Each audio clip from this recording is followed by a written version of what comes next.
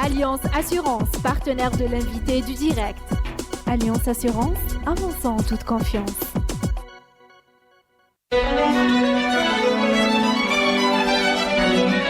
Pour bien s'entendre, il faut bien s'écouter. Rendez-vous sur M, la petite radio du Grand Maghreb. Amis auditeurs de Radio M, bonjour. Nous avons le grand plaisir d'accueillir dans l'invité du direct ce matin Abdou Belgat, Abdelrahman Abdou Belgat. Alors, bonjour. Bonjour. Bienvenue. Bonjour. Merci beaucoup. Je vais vous présenter parce que si j'avais fait l'inverse, j'aurais mis beaucoup de temps pour vous dire bonjour. Vous êtes expert international en tourisme, vice-président de AFEST. AFEST, c'est l'association francophone des experts et scientifiques du tourisme. Et vous êtes ancien ambassadeur du groupe Accor. Vous êtes toujours actif grâce à BCC, le bureau de consulting que vous avez lancé à votre enseigne à partir de Tunis, où vous résidez. Parfait. Voilà. Bien dit. On ne peut pas en dire plus, parce que si on disait plus, on ferait toute l'émission sur votre très long CV et votre prestigieuse carrière dans le tourisme international. Très content de vous accueillir parmi nous. Merci beaucoup. Alors, nous parlons de tourisme parce que nous avons une problématique dans cette émission d'économie, une problématique qui nous accompagne depuis plusieurs années, qui devient de plus en plus aiguë, c'est celle de la diversification des ressources extérieures de l'Algérie. Absolument. Voilà, on est en plein dedans. Absolument. Les prix du pétrole ont encore baissé la semaine dernière. Ils se sont un peu redressés à une réunion de l'OPEP au moment où on se parle, mais tout le monde est un peu conscient que pour l'avenir, les revenus, ce sera autre chose que du pétrole et du gaz. Le tourisme, c'est le grand gisement. Absolument. Le tourisme, c'est le grand gisement.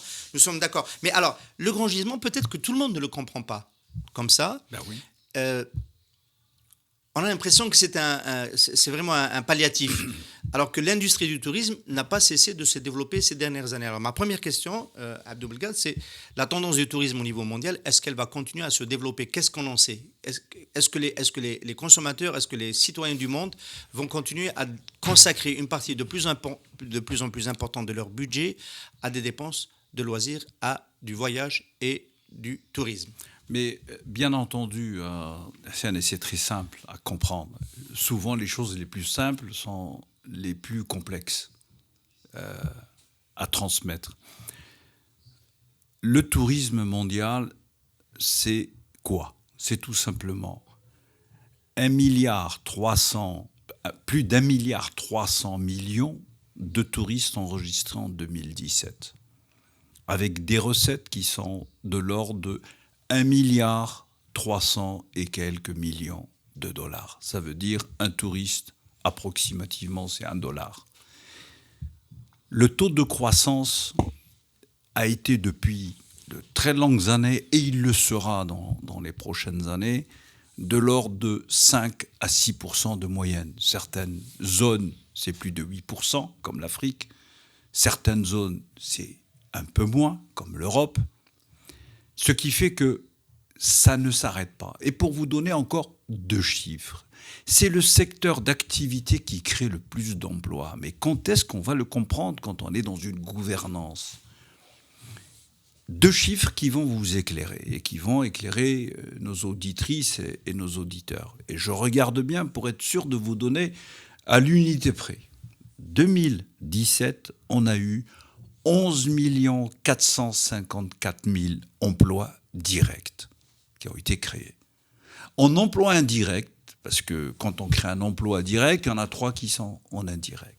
Il y a eu 313 221 000 emplois indirects. Ce sont des chiffres de l'OMT, l'Organisation C'est mondiale. l'OMT, c'est officiel, on y va, c'est pas Abdou Belgat qui donne cette imagination. Quels sont en termes de prospective, qu'est-ce qui se passe? On sait que la population va doubler. Ce qui fait quoi? Ce qui fait que l'envie, la tendance, elle est très simple. Aujourd'hui, par l'accessibilité, les nouvelles technologies, les déplacements vont se faire de plus en plus, et ce qui est tout à fait évident. Donc ça ne concerne pas un pays, ça ne concerne pas une zone, ça concerne l'universalité. Et c'est pour cette raison qu'il est temps. Alors, beaucoup le font. Il y a beaucoup de pays qui ont compris que le tourisme est vital. Parce que le tourisme, comme on peut l'imaginer, c'est pas aller à la plage, c'est pas aller faire du trekking, c'est pas monter faire du ski, ça n'a rien à voir. C'est beaucoup plus complexe, on va le développer, Absolument. on va pouvoir le développer. Mais on peut être quand même un petit peu circonspect en se disant, rapidement avancer sur cette question.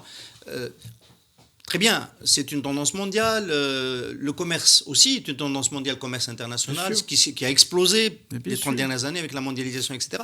Mais il y a, on ne va pas dire des esprits chagrins, mais des réserves sur cette tendance-là pour dire que peut-être à cause des raisons climatiques, à cause du chaos, du réchauffement qui nous pend au nez, peut-être que la tendance de cette croissance effrénée, 5-6% par an, c'est au-dessus de tous les autres secteurs, peut-être que cette croissance va se ralentir, elle va peut-être s'inverser, peut-être que les gens vont vouloir aller juste à côté, consommer leur temps libre différemment, ne pas courir le bout du monde, prendre un jet, aujourd'hui on commence à en être conscient, c'est une signature carbone très forte. Qu'est-ce qui peut menacer cette galopante tendance? Est-ce qu'on voit les limites de cette tendance? Rien. Pour la simple et unique raison, je vous ai dit, c'est que on n'empêchera jamais un individu de se déplacer. Et de visiter. Absolument. On n'empêchera jamais quelqu'un d'accéder à la connaissance, à la culture. On ne pourra pas le faire parce que c'est comme ça. Parce que aujourd'hui, les nouvelles technologies vous invitent à vous déplacer. Regardez un exemple qui est tout bête. En Égypte, on vient de découvrir de nouvelles richesses. Mais n'importe qui a envie d'aller découvrir pour dire qu'est-ce qui se passe, parce que ça rentre dans l'imaginaire. Parce que on peut profiter autant de différentes segmentations du tourisme. Le tourisme, c'est pas... En fin de compte, qu'est-ce que c'est le touriste? La question que l'on peut se poser, qu'est-ce que c'est un touriste? C'est un apprenant. Un touriste, ce que beaucoup, d'ailleurs, j'ai invité, et j'invite l'Organisation mondiale du tourisme, enfin, les équipes que nous allons voir pour le 50e anniversaire de l'ANFORT. L'ANFORT, c'est l'Association mondiale pour la formation hôtelière et touristique. Bon, j'en suis un des vice-présidents et je salue mon ami le président Philippe François qui, justement, travaille avec acharnement pour, justement, apporter une autre idée sur la sémantique. Le tourisme, pour moi, c'est très simple. C'est un investisseur. Si on comprend ça, on a compris beaucoup de choses. Pourquoi ? Le touriste, c'est pas uniquement il prend sa valise, il va se balader, ou parce qu'il a passé 24 heures hors de son territoire. Ça, c'est le classique. Non, ça se passe pas comme ça. Le touriste, c'est un investisseur. Il investit son temps. Il regarde comment, quand il se déplace, bon. Il investit son réseau familial. Ça fait 2, c'est beaucoup. Et 3, il investit son argent. C'est ça qui contribue aux 1,3 milliard et quelques... Voilà pourquoi je vous ai fait le parallèle, bien sûr. $1, un touriste. Bien sûr. Alors, l'autre question, évidemment, vous ne voyez rien qui puisse limiter cette tendance, tant mieux, restons optimistes, mais dans la distribution des revenus que nous promet cette activité-là, est-ce qu'il y a des zones qui vont être plus dynamiques que d'autres, des destinations qui vont devenir plus fortes, peut-être de nouvelles qui vont émerger, d'anciennes qui étaient cachées qui peuvent revenir? Comment ça peut évoluer? Parce que jusqu'à aujourd'hui, il faut être honnête, les plus grands pôles qui consomment, on oublie de le rappeler, ce sont les pays industriels. La France, premier pays dans le monde, la France, première destination dans le monde. Bon. C'est quand même, il pleut là où c'est déjà mouillé, quoi. L'argent va là où il y a de la richesse déjà. Alors, ce que vous dites, restant quand même dans cette notion de répartition, ça me plaît. Aujourd'hui, si on prend les 2 zones, les 2 territoires qui peuvent nous concerner, bon, l'Afrique, par exemple le Moyen-Orient, je vous donne les chiffres, c'est pas moi, hein. Bon, 63 millions de touristes, on a parlé de 1,3 milliard et quelques millions, hein, ont foulé le sol africain en 2017. Donc, on est dans des statistiques récentes, en augmentation de 8% par rapport à l'année précédente. Et les recettes touristiques se sont élevées à 38 millions de dollars. On a parlé d'1,3 milliard. Non, oui. Quand on sait que sur le plan économique, sur l'économie du tourisme, c'est la globalité engendre 7 milliards de dollars. Bon. Si on prend le Moyen-Orient, qui est bien plus petit en termes de territoire, c'est 58 millions. On va regarder juste les progressions. On ne va pas prendre les chiffres absolus. 8% d'un côté, et vous avez 5%. Donc c'est relativement plus dynamique que la moyenne mondiale. Oui, absolument. Voilà, donc voilà, Oui, c'est ça qui nous intéresse. Absolument. C'est un peu plus dynamique que la moyenne mondiale. Absolument. Et c'est capté par des pays. On pense que c'est plutôt l'Afrique australe qui capte cette croissance. L'Afrique du le Nord. Sénégal, l'Afrique de l'Ouest. L'Afrique du Nord en profite très bien. La Tunisie, c'est plutôt difficile. C'est un peu plus difficile, mais le nouveau ministre du tourisme tunisien, bon, il rêve peut-être quelque part. Bon, il table sur 2018, 2019, il dit on va atteindre les 9 millions. Bon, ils ont atteint 5-6 millions, c'est pas mal. Le Maroc est dans une dynamique croissante. Aujourd'hui, le Maroc aspire à atteindre des 10, 15, il est déjà à 10.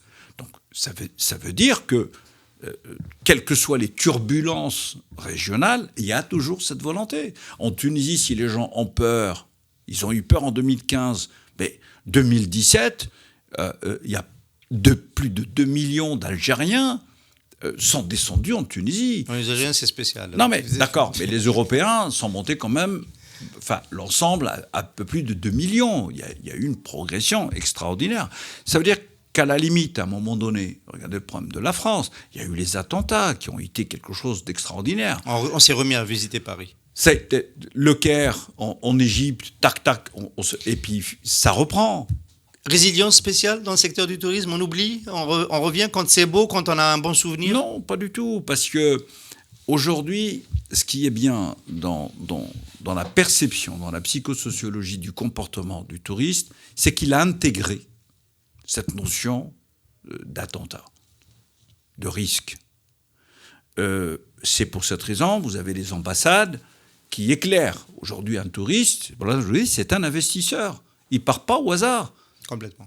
Il regarde, il analyse, il fait ses avis, etc. Il fait des arbitrages. Oui. Donc c'est quand même pas rien. C'est pour cette raison, je dis, si on arrive à comprendre que le touriste est un investisseur, moi je vous garantis, c'est mon analyse personnelle, mais qui est partagée, qui est soutenue. Elle est partagée et soutenue. Je dis, on peut faire avancer des choses. Alors, pour faire avancer des choses, il faut donc comprendre cela. Le touriste est un investisseur. Et puis, il faut peut-être se rendre compte à un moment donné qu'on a besoin de cet investisseur. C'est peut-être pas tout à fait le cas en Algérie. Ma conviction personnelle, c'est que ce n'est pas encore le cas, parce qu'on n'a pas encore réellement de politique de développement et de promotion de la destination Algérie. Il faut combien de temps pour reconstruire? Dans le cas de l'Algérie, c'est un peu reconstruire une destination.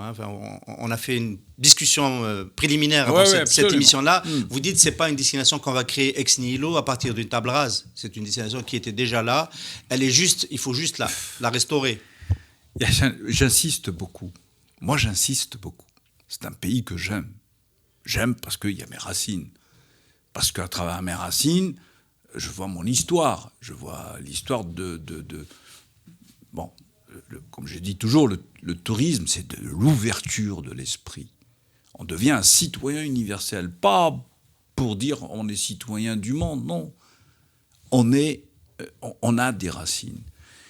L'Algérie est un pays qui n'est pas spécial, qui n'est pas un particulier. L'Algérie, il suffit très peu de choses, très peu de choses. Et là, je jette la pierre à personne. Quand on me dit, oui, mais pourquoi ? Parce que ce n'était pas une priorité. Ce n'est pas parce qu'on ne voulait pas. Je répète, l'Algérie a de la compétence. Elle l'a démontré dans ce secteur du tourisme. Je parle que de ce que je connais. Dans les années 70, 80, nous n'étions pas si mauvais que ça. Boussada dans le sud, avec une école hôtelière, des établissements créés par le grand architecte Pouillon, Tipaza. J'ai été Géo Club Med dans les années 70. Bon, pour ceux qui savent, je leur passe le bonjour et mon salut. Et donc, il y a eu des choses qui ont été faites. Il y a de belles choses ont été réalisées. Par la suite, pour des raisons Parce que le prix du pétrole a augmenté. Parce que Entre 79 et 81, enfin, on situe à cet endroit-là le virage, comité central du FLN, qui dit ce n'est plus une priorité. On va donner la priorité au tourisme domestique. Bon, c'est n'importe quoi.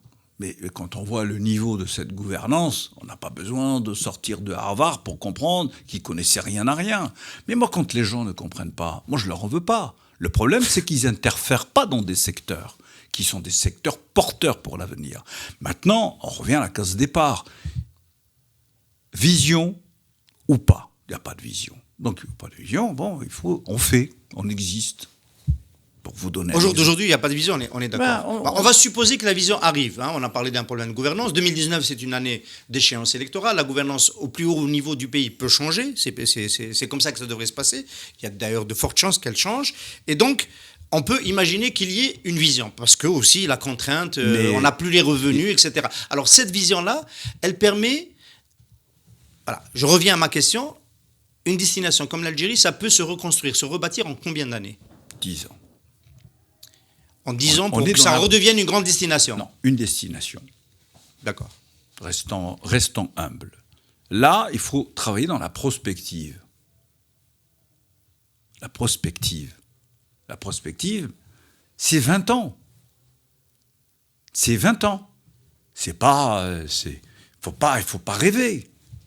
On parlera tout à l'heure du réseau... Je vais quand même essayer de prendre un peu le parti du gouvernement qu'on critique souvent ici. Donc moi, je vais prendre un peu le travers pour dire, si reconstruire une destination, la promouvoir, c'est un certain nombre de conditions dans lesquelles les infrastructures ont une part importante. Mais bien sûr. Alors, est-ce qu'on ne peut pas dire que de ce côté-là, il y a quand même eu, ces dernières années, c'est ce qu'on sait faire le mieux, dans les années Bouteflika, c'est ce qu'on a su le faire le mieux, réaliser, livrer. Ça ne crée pas nécessairement une économie. Il n'y a pas un business qui se construit dessus parce qu'on ne sait pas faire le reste. Mais on a construit, on a livré. On est aujourd'hui à 110 000 lits ou 115 000 lits disponibles. On a résorbé une grande partie du déficit, notamment dans le tourisme, dans l'hôtellerie urbaine. Est-ce que ce n'est pas un bon matelas pour faire un rattrapage? Ma question est précise. Pour faire un rattrapage qui soit un peu plus rapide que 10-20 ans. Alors, puisque vous donnez des chiffres, je vais vous répondre. Vous dites, aujourd'hui, c'est le constat, il y a 110 000 lits. Très bien. Il y en a 50 000 qui sont balnéaires. Il y a eu quand même des projets qui ont été donnés. Bon, c'est très bien. On programme 270 000 lits supplémentaires pour répondre aux attentes immédiates. Mais ça, c'est très bien. Ce qu'il faut comprendre, c'est que malgré tout ce qui peut sembler négatif ou insuffisant pour cette destination Algérie, oui, je vous suis à 100%. Des réalisations ont été faites. Personne ne peut le nier en termes d'infrastructure. Dans peu de temps, nous allons avoir un aéroport international digne des grands aéroports internationaux. Donc, il y a eu... je suis parti de Skikda, ma ville natale. On en parlera tout à l'heure sur un gros projet hôtelier qui vient d'être réalisé. C'est sur la feuille de route. Hein. Ah, très bien, parfait. Et j'ai dit, je monte de Skikda jusqu'à Alger en voiture pour découvrir, ce qui est normal. Bon, les infrastructures sont excellentes. Même s'il y a encore des choses qui sont amères, en aire de repos, etc. Bon, allumer, mettre un petit peu des points de luminosité, parce que s'il pleut, c'est un peu accidentel, entre parenthèses. Mais donc, les infrastructures existent. Personne ne peut dire que rien n'a été fait. Sinon, c'est de la mauvaise intention, c'est de la malveillance. Bon, nous, notre rôle, et moi, mon rôle tout particulier, parce qu'il est double. Bon, expert international reconnu, tant mieux. Bon, enfin, je suis aussi un enfant du pays. Et moi, aujourd'hui, après 50 ans d'expérience dans ce domaine-là, il me paraissait tout à fait normal, logique, même pas à discuter, d'apporter ma toute petite pierre en termes de contribution. Mais je n'accepterai pas qu'on fasse aussi du n'importe quoi. Donc, qu'on fasse de la construction, des hôtels nouveaux, mais c'est très bien. Moi, personnellement, j'en suis très content. Alors, donc ça, je disais, c'est peut-être un premier jalon qui a été posé qui peut permettre d'aller plus vite pour restaurer cette destination Algérie. Mais en attendant qu'elle soit restaurée, c'est-à-dire qu'on ait une vision qui permette peut-être d'approcher, vous avez un point de vue sur le tourisme de masse avec ses risques, etc. Mais on a besoin d'avoir beaucoup de touristes, à la fois du domestique, qui n'aillent pas systématiquement à l'étranger, et aussi capter les flux mondiaux de touristes. Si ça ne se fait pas dans les délais, est-ce qu'on n'est pas, question très précise, on ne risque pas de vivre une bulle de l'offre hôtelière? Parce que nous, on la ressent déjà. On ressent en été, quand on circule en Algérie, dans le balnéaire, il y a des offres de lits qui ne sont pas comblées. Ce n'était pas le cas il y a 7-8 ans. Ouais. C'était pas le cas. D'ailleurs, on attend à ce que ça impacte les prix. Ça n'a pas encore touché les prix. Et les gens qui disent pourquoi les Algériens partent autant en Tunisie, c'est parce que aussi il y a peut-être un ajustement des prix par la concurrence qui ne s'est pas encore fait en Algérie. Est-ce que vous êtes proche du groupe Accor, dont vous avez été ambassadeur, je l'ai dit en début d'émission, est-ce que l'investissement en infrastructure, en nouvelles structures hôtelières, notamment dans le 4-5 étoiles d'ailleurs, est-ce qu'on n'est pas en train d'approcher une limite au-delà de laquelle il ne faudra plus aller s'il n'y a pas une vision et s'il n'y a pas une politique d'ouverture? Pour moi, les choses, de nouveau, je reviens aux choses basiques, à la simplicité. La simplicité, c'est quoi? Moi, sans vision, tu ne pourras rien faire. Sans vision, ça veut dire quoi? Ça veut dire penser à un avenir qui se projette, quand j'ai dit 10 ans minimum, 20 ans, c'est bien. Une nation, c'est un peu plus de 50 ans. Quand nous, on a des balbutiements, ben oui, c'est comme on est un enfant qui commence à marcher, qui commence à bouger. Bon, on ne peut pas se comparer à des pays, enfin à des nations qui ont des siècles d'histoire, des siècles de vécu, comme la France ou d'autres pays. Donc, il nous faut de la vision, et beaucoup de vision. Sur le tourisme, il faut arrêter. J'ai pratiquement rencontré ou connu tous les ministres du tourisme algérien. Il faut arrêter quoi? Il faut arrêter. Tant que tu n'as pas de vision, c'est pas la peine de faire du n'importe quoi. Oui, mais n'importe quoi. Est-ce que les 250 000 prévus qui sont en chantier, etc., ça risque d'être... ça qu'il faut arrêter? Non, ça c'est une dynamique. Ça, c'est répondre au présent. Ça c'est de l'urgence. C'est de l'urgence. Mais ce qu'il faut maintenant, c'est travailler sur une vision. Et moi, j'ai des propositions que je vous soumettrai peut-être tout à l'heure. La vision, c'est quoi? C'est de dégager sur l'ensemble. Il y a eu des tentatives qui ont été faites à une certaine époque. Il y a eu. Bon, puis après, on est venu à l'échelle des priorités. Bon. La vision, ça veut dire quoi? C'est qu'on commence par le basique. Le basique, c'est quoi? C'est l'éducation et la formation. Vous trouvez qu'il n'y a pas assez d'efforts de ce côté-là? Mais on se fout de comment on dit. Non, mais c'est même pas que... Alors, c'est un peu le cercle vicieux, là. Je veux dire, on va former. Évidemment, il y a des hôtels qui arrivent, il faut qu'il y ait des personnels formés. C'est des métiers complexes, l'industrie hôtelière. Ce n'est pas à vous que je vais l'apprendre. Mais si le modèle, globalement, est amené à rentrer en crise, si on n'a pas assez de touristes, si les Algériens ne consomment pas les infrastructures qui leur sont proposées en Algérie, et on est déjà dans ce cas de figure, si les étrangers n'arrivent pas, le gouvernement ne veut pas donner de visa. L'Algérie, c'est l'un des pays, des visas les plus difficiles à obtenir au monde. C'est l'un des visas les plus difficiles au monde, donc le message est clair, ne venez pas chez nous, c'est moi qui le dis. Ne venez pas chez nous. Donc il n'y a pas de politique, il n'y a pas de politique touristique en Algérie, c'est pas vrai. Et si on reste dans ce modèle-là, je veux bien qu'on forme, c'est très bien, mais est-ce qu'on n'est pas en train de former, par exemple, pour nous, dans les journaux, former pour des journaux qui ne vont pas être lus, former pour des hôtels qui ne vont pas être fréquentés? Non. Est-ce que ce n'est pas ce risque-là? Non. Si vous voyez, comme on dit, on peut voir le verre à moitié plein ou le verre à moitié vide, donc c'est l'un ou l'autre. Non. Pourquoi? Je vous ai dit, le tourisme, c'est une aspiration naturelle. Bon, donc personne ne peut empêcher les 40 millions d'Algériens et d'Algériennes de voyager, de circuler. C'est pas parce que vous n'avez pas pris l'avion que vous vous dites « Ah, j'ai pas voyagé ». Bon. Si on pense tranquillement, on dit on a un pays qui est exceptionnel. C'est pas moi qui le dis. Bon, c'est un pays extraordinaire. C'est le plus grand pays d'Afrique. L'un des top 10 plus grands pays au monde en termes de densité. Ok, en termes de surface. C'est énorme. Bon. Maintenant, les gens qui sont en charge de penser, mais il y en a en Algérie, je suis désolé, mais il y en a, moi j'en connais, qu'ils soient ici ou ailleurs. Et je peux vous dire, ils ont tous le même attachement. Ils ont tous le même attachement à leurs racines. Et j'en fais partie. Bon. Penser, c'est quoi? C'est de dire, on a donc un très beau pays.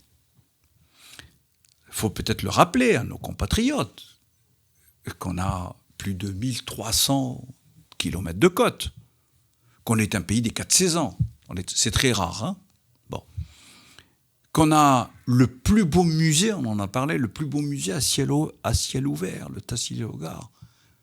Et déjà, j'invite les compatriotes, bon, même si c'est un peu compliqué, même si c'est difficile, d'aller visiter, d'aller voir. On a un pays, on en parlait il n'y a pas très longtemps, dans cette belle région de la Kabylie, à 65 km, si on avait des infrastructures, on peut développer le ski. Pour ceux qui ont les possibilités ou l'envie, je monte, je fais ma petite journée de ski ou mon petit week-end et je redescends dans la capitale. Donc on a une telle diversification de produits qui fait qu'on peut penser. Le tourisme religieux. Tourisme religieux. Mais...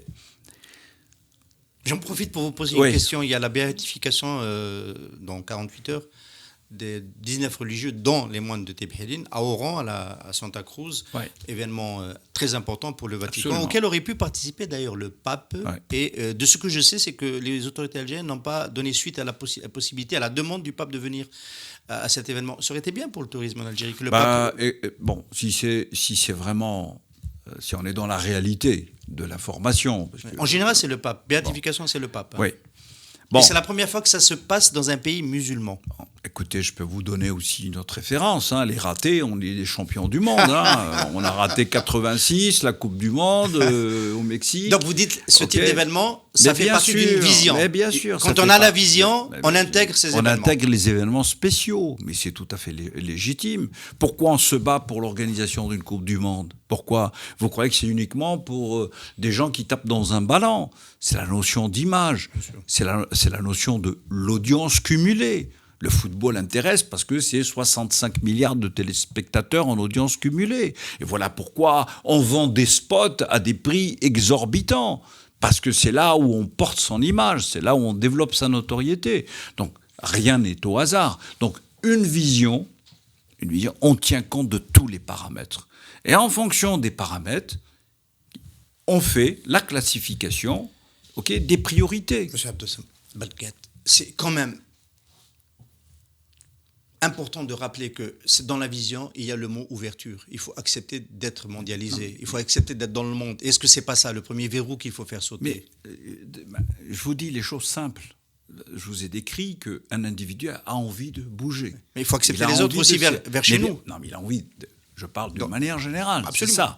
C'est ça. Si on n'est pas dans ce préalable, si on n'est pas dans ce postulat... Est-ce que la première pédagogie, c'est pas celle-là, justement? Oui, de dire qu'il faut accepter d'être dans le monde et de recevoir le monde. Mais je le dis toujours. Non, je si voulais tu as que vous le envie disiez d'être dans le monde, il faut accepter les règles universelles. Si tu ne veux pas, et là je parlerai en arabe, ce sera encore... Reste à ta place et qu'on n'en parle plus. Quand je vois un pays comme l'Arabie Saoudite, j'y ai passé quand même 10 ans et je continue à suivre. 15 hôtels à votre arrivée, 200 hôtels dans la région? Non, ça, c'est tout le Moyen-Orient. Tout le Moyen-Orient. Et aujourd'hui, 200 hôtels dans la région du Moyen-Orient. Je voulais rappeler cette évolution. Je peux parler, puisque n'importe qui peut aller sur le site, et puis je raconte pas de bêtises. www.a-belgad.com et voilà. on peut regarder tout ça. On peut regarder. Bon, cette histoire, elle est extraordinaire, parce que on a eu la chance avec, et je le salue du fond du cœur, le coprésident fondateur Gérard Pélisson. Et je vais vous dire une anecdote. Coprésident fondateur du groupe Accor. Bon. Je vais vous dire qu'est-ce que c'est une vision. Voilà, qu'est-ce que c'est une vision. Je suis témoin. Donc l'Algérie est capable de le faire. Hein, j'insiste beaucoup, parce qu'on a de la compétence. Et on a des gens qui peuvent penser à la vision.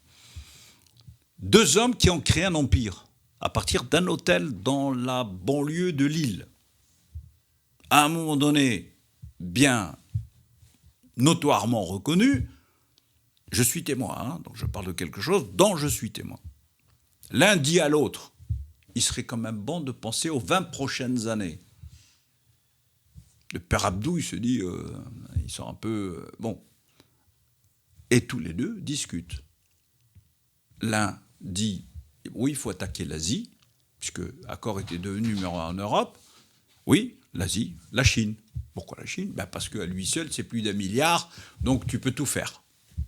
Bon. L'autre dit, beaucoup plus percutant, enfin, les deux sont percutants, mais beaucoup plus percutants parce que plus complexes. Il dit le monde des pays arabo-musulmans. Trop compliqué. Accor dit, enfin les deux coprésidents fondateurs disent, on est déjà présent en Égypte, on est déjà présent au Maroc, on commence sur l'Algérie, enfin bref, tous ces pays. Mais ça, c'est quoi ? C'est 5 pays du monde arabe. Le monde musulman, c'est regroupé auprès de l'OCI. C'est 57 pays musulmans, donc ça n'a rien à voir. Bon, c'est l'Afrique, c'est l'Asie, c'est... Bon. Je me dis, qu'est-ce qu'ils pensent ? Une fois, 2 fois, c'est dit devant moi, la complexité des pays du monde arabe. C'est que c'est très complexe. La Chine, c'est un pays. Bon. J'avais compris un peu le message.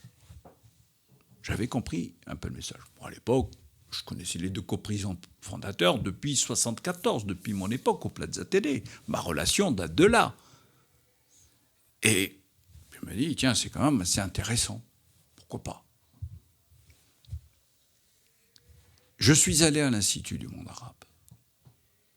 Et on doit être fiers, nous, de culture arabo-musulmane. J'étais impressionné. Comme je suis un boulimique, je lis comme tous les gens qui aiment la lecture. Okay, j'ai découvert... Le raffinement de cette civilisation. Mais quelle civilisation ? Voilà pourquoi on veut nous écraser. Parce qu'on a peur de cette émergence civilisationnelle. Voilà pourquoi souvent on dit la guerre civilisationnelle, etc. Mais une civilisation extraordinaire. Les calculs, l'algèbre, c'est qui ?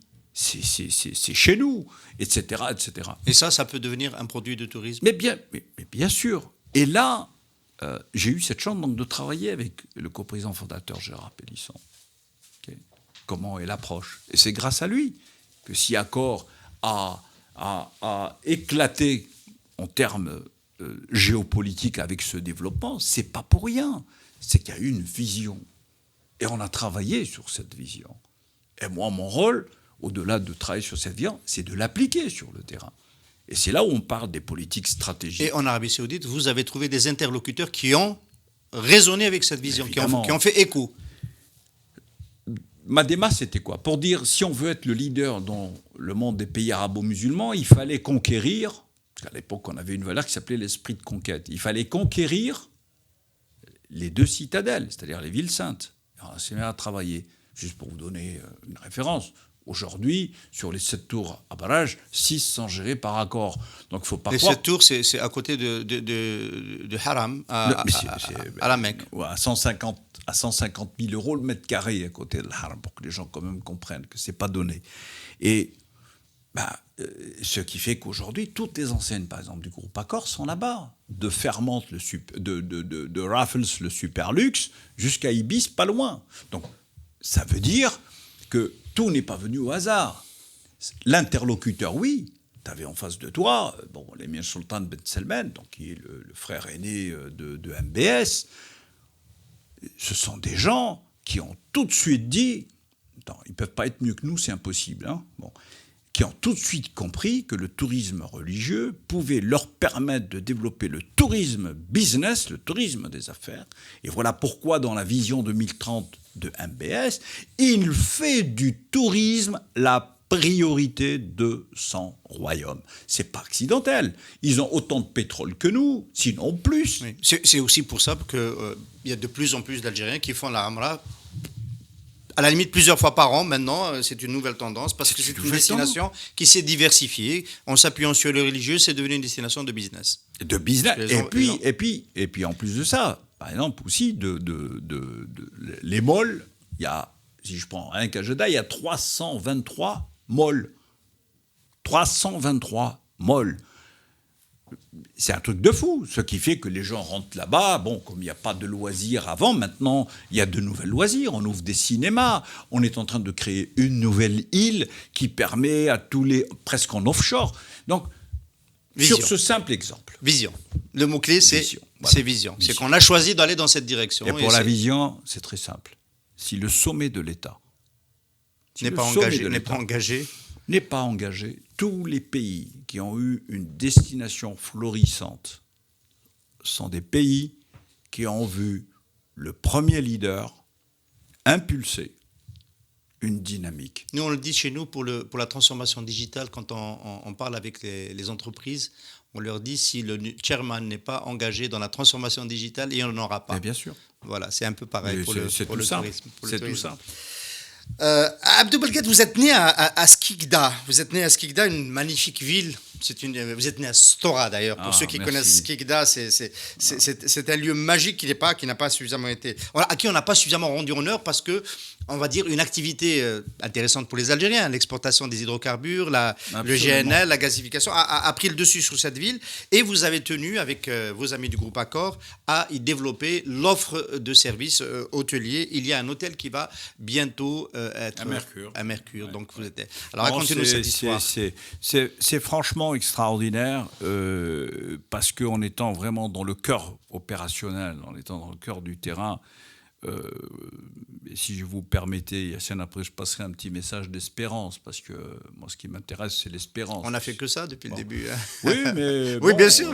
Indirectement, il y a eu quand même des passages où l'incompétence, la médiocrité, l'insouciance, l'incompréhension, enfin bref, c'est le verre à moitié plein, à moitié vide plutôt. Donc, ça c'est le constat, c'est pas une question de complaisance, un constat est un constat. Bon, et puis nous, notre rôle d'expert, là je parle avec ma casquette d'expert, la littérature ne m'intéresse pas, c'est les faits. Quand on dit on a fait des millions de touristes ici en Algérie, alors qu'on sait qu'on ne dépasse pas les 10 000 touristes, après, c'est la combinaison des chiffres. C'est comme nos frères tunisiens qui sortent plein de chiffres. OK, les statistiques, on en fait ce qu'on veut. Bon.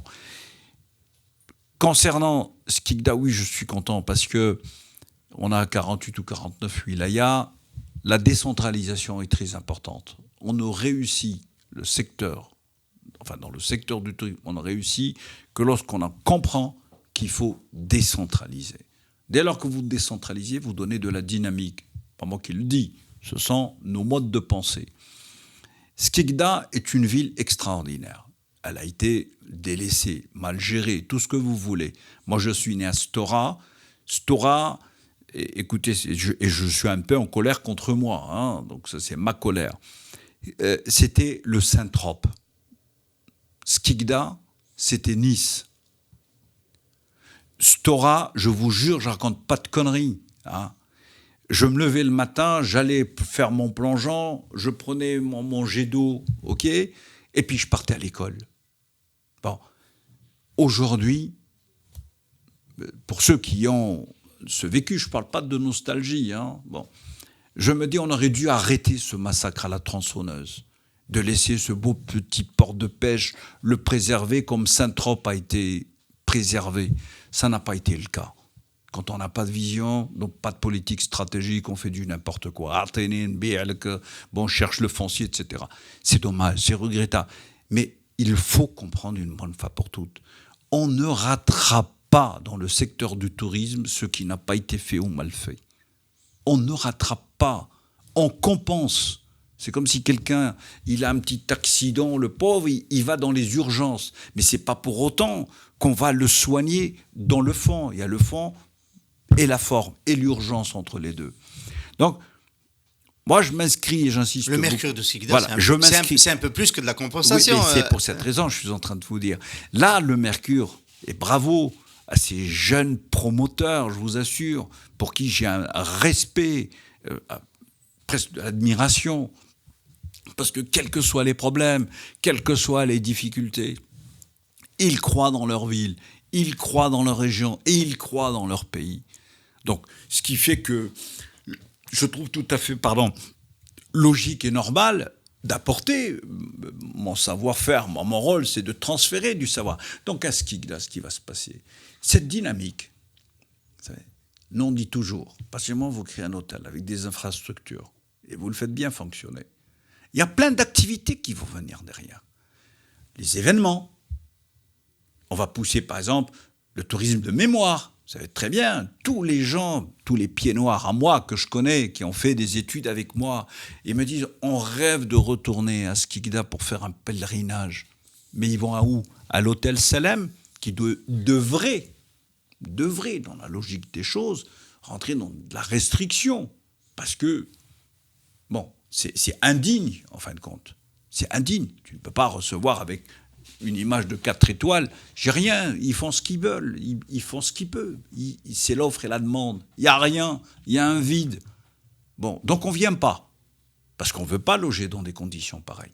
Mais dès lors que tu ouvres l'hospitalité dans les règles de l'art, donc l'hôtel de Skikda est un grand événement pour la ville. Alors, pour faire la connexion avec ce qu'on a développé depuis le début de cette émission, on peut imaginer à un niveau local, Skikda en l'occurrence, de mettre en place le modèle gagnant de ce que devrait être le tourisme de l'Algérie de la prospective. Oui. C'est-à-dire des infrastructures à niveau, une diversité de l'offre de services avec du balnéaire qui va avec cette infrastructure hôtelière, un public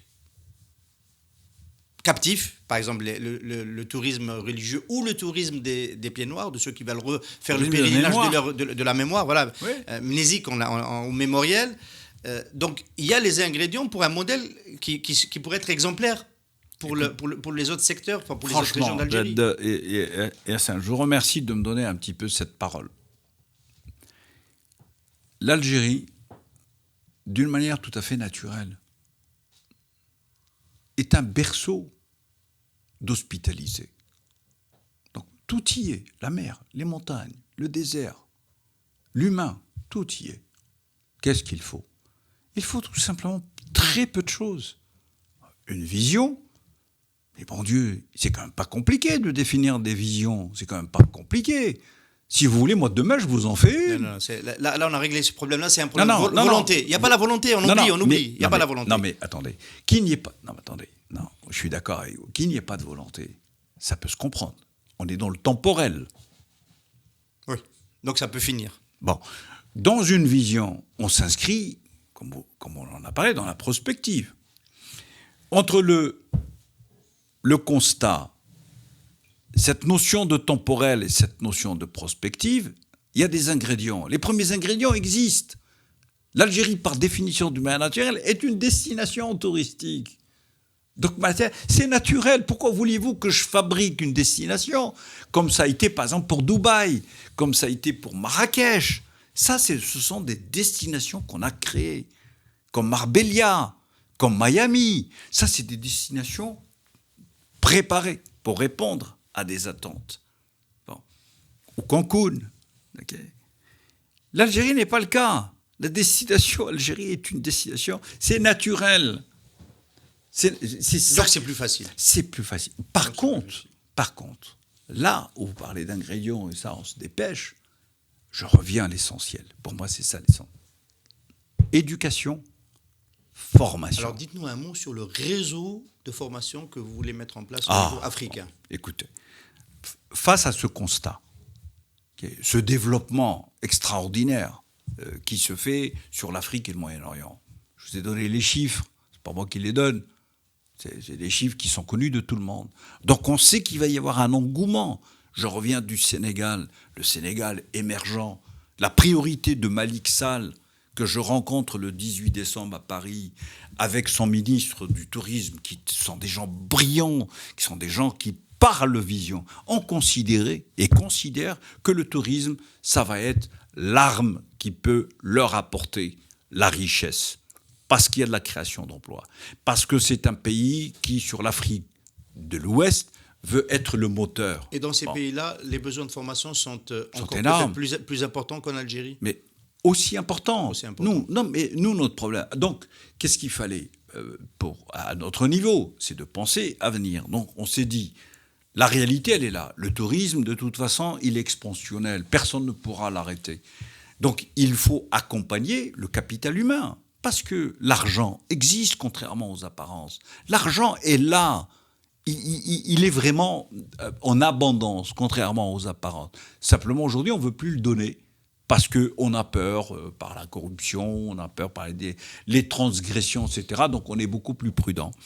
Mais le réseau des académies répond à quoi? Il répond à un besoin énorme. Donc nous, effectivement, j'en fais partie, j'en donne l'impulsion, même en termes d'investissement, pour créer un réseau d'académies dans chacun des 55 pays africains. Bon, 6 pays ont été sélectionnés, enfin, plus les 6 pays du ICC, ça fait 61. Donc, 6 pays ont été retenus par un conseil scientifique, bon, on échange, pourquoi, etc. Bon, l'Algérie en fait partie. C'est pas parce que je suis algérien qu'il fallait... Non. Réseau d'académies, ça signifie une académie dans chacun des pays? Une académie dans chacun des pays. Et sachant qu'un prix moyen, un coût moyen, en fonction des règles, concession, pas concession, gratuité, etc., bon, c'est 2 millions de dollars par académie. Parce qu'on intègre aussi un hôtel d'application. Et vous êtes parti pour faire une levée de fonds? Ben oui, 120 millions de dollars. Mais avec mon bâton de pèlerin, je peux vous dire... Un roadshow? Oui, beaucoup répondent positivement, parce qu'ils en ont besoin. Parce que si vous prenez l'Afrique, je donne un chiffre qui est très simple, 70% de la population africaine a moins de 25 ans. Et plus de la moitié sont au chômage. Donc, aucune espérance en ce qui concerne... Alors, qu'est-ce qu'ils font? C'est le haraga. Si l'Europe n'en veut pas, l'Europe contribue à permettre à ces gens d'avoir une espérance de rester chez eux. Et le tourisme en est une. Et c'est une des principales réponses. Une des principales.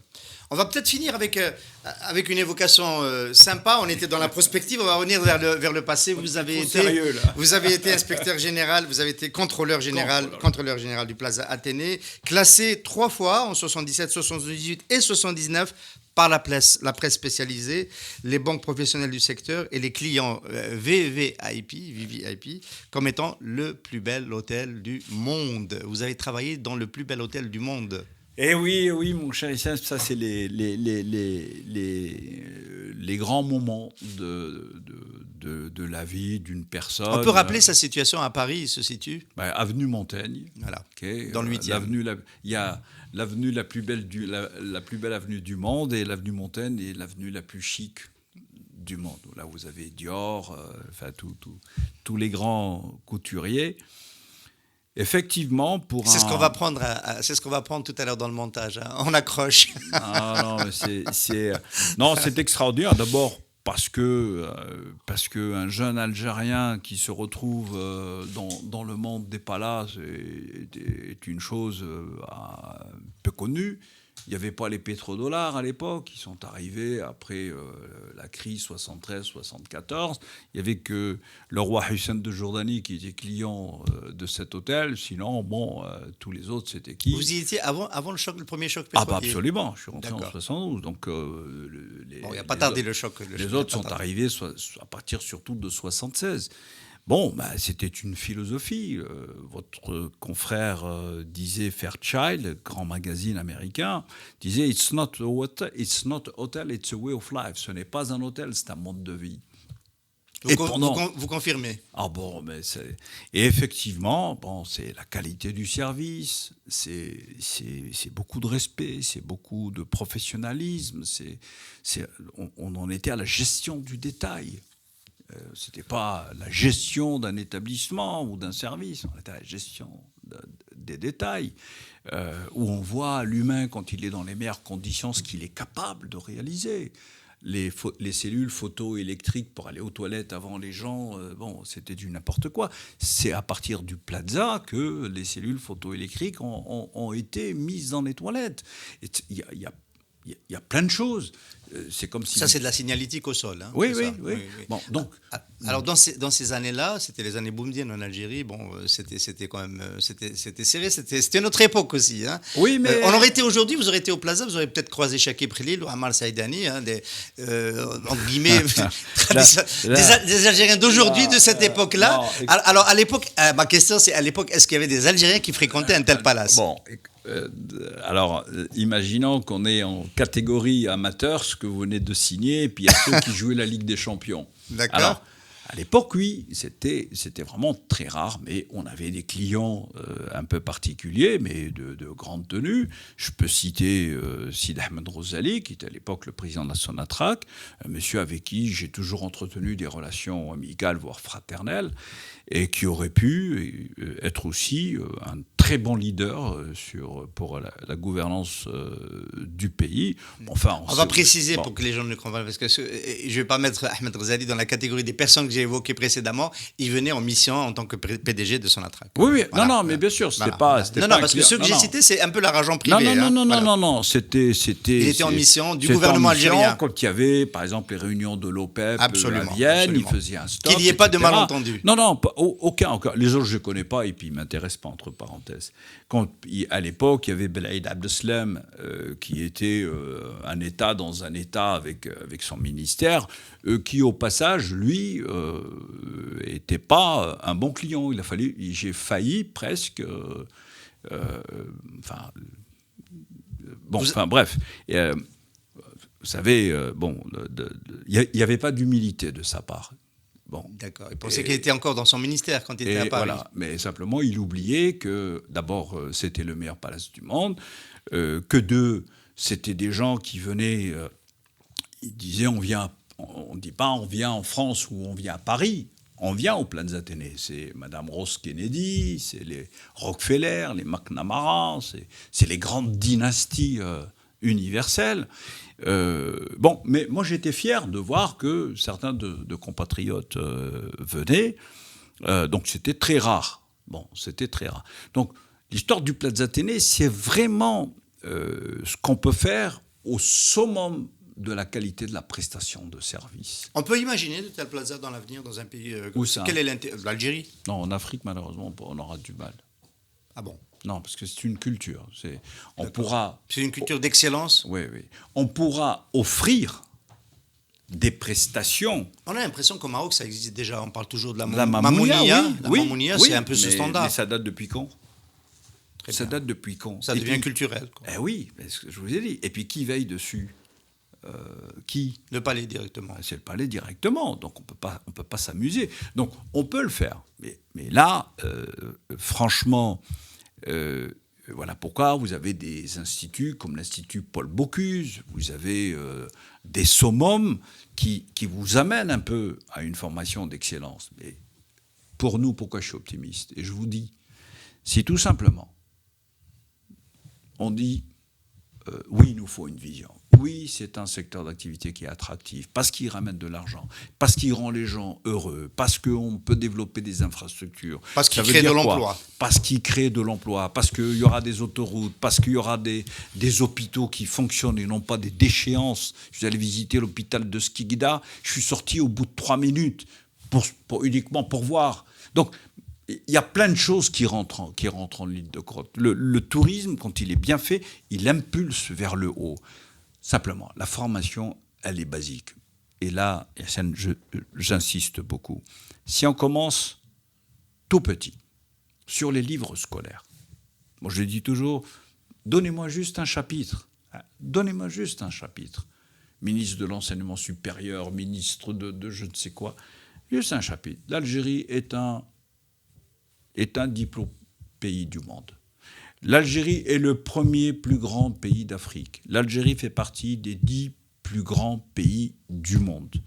On a une population, une démographie qui tourne autour des 2, 3, 2, 4, ce qui est énorme, contrairement à beaucoup d'autres pays, notamment en Europe, où il y a cette régression. Donc les perspectives d'avenir sont intéressantes. En termes purement de tourisme, c'est un pays qui est attractif. C'est ça l'attractivité. C'est un potentiel naturel. Quelles que soient les situations climatiques ou pas climatiques, la mer reste la mer, la plage reste la plage, même si elle rétrécit un petit peu. La montagne reste là. Le Tassil-le-Gard, ça fait on parle de millénaires. Hein, bon. Donc, il y a tout. Il y a tout. Il suffit tout simplement de toute petite volonté. Mais il y a différentes volontés. J'en terminerai là. C'est qu'on commence par l'éducation. Sensibiliser nos mômes. En disant, tiens, sur mon livre d'histoire de géographie, tiens, la Kabylie, les Aurès, il y a ça, Sahara, il y a ça. Apporter un intérêt pour qu'ils s'approprient cette notion, ce qu'on appelle l'introjection. L'Algérie fait partie de moi-même comme moi je fais partie de l'Algérie. Aimer son pays. À partir du moment où tu aimes ton pays, tu deviens son ambassadeur. Tu commences à parler différentes langues. Et tu es obligé, tu es condamné à faire de l'ouverture. Pourquoi ? Parce que s'il y a un des secteurs qui est innovateur, c'est ça qu'il faut quand même comprendre, c'est le monde du tourisme. Pourquoi ? Regardez, on passe du numérique, le digital, la robotique. Aujourd'hui, on est dans de l'intelligence artificielle. Quand j'annonce ou j'informe et que je dis au Japon, à Tokyo, on vient d'ouvrir le premier hôtel robotisé, enfin, avec intelligence artificielle. Je dis, ouais, mais on va perdre les emplois. Mais non, il faut savoir pourquoi on le fait. On le fait parce qu'à Tokyo, il n'y a pas de possibilité. Chaque mètre carré est important. Nous, on a des millions et des millions de mètres carrés. Okay, parce qu'on ne fait pas venir de gens de l'extérieur, parce que c'est interdit. Okay, parce que, et surtout... On parle de Tokyo. Hein. Oui, Tokyo. Oui. Il faut les loger où ? Il n'y a pas de logement. Bon, nous, on est encore loin de la robotique. Il y a beaucoup à faire d'ici là. On n'est pas menacé par ça. Oui, non. Mais ceci dit, ce n'est pas négatif, ce n'est pas contradictoire. Donc la conclusion pour nous, si on commence à dire sérieusement, dans l'intérêt général de l'avenir du pays, on commence... Je ne parle pas des autres formations. Ce n'est pas ma spécialité. Oui, on parle de la formation dans le tourisme. Dans la formation dans le tourisme, aujourd'hui, prenez-moi quelqu'un qui parle normalement français ou arabe, il n'y en a pas. Moi, quand on m'envoie des courriers où il y a... C'est tellement de fautes d'orthographe, je ne peux pas lire. Ce n'est pas de ma faute, je n'arrive pas. Donc, au moins dans notre secteur d'activité, qu'on fasse la promotion de notre propre pays, pour donner envie... En parlant de tourisme domestique, si ces gens-là qui dirigeaient le pays, FLN, qui dit, par exemple, on arrête, on habsou, machin, d'accord, mais ça, tu diriges, moi, tu me dis, mais tu ne peux pas. Il faut quand même comprendre que des choses sont basiques. L'éducation et la formation. Parce qu'une formation... Éducation, formation, on va finir sur ça, voilà. Dans une perspective d'espérance. Mais évidemment. Dans une perspective d'espérance. Merci beaucoup, Abdelrahman Belgad. Merci à Abdou Belgad d'avoir été notre invité dans l'invité du direct ce matin. Merci. Merci beaucoup. Et puis à une prochaine fois, Inch'Allah. Hein. Au Plaza Athénée. Au Plaza Athénée. Promis. Alliance Assurance, partenaire de l'invité du direct. Alliance Assurance, avançant en toute confiance.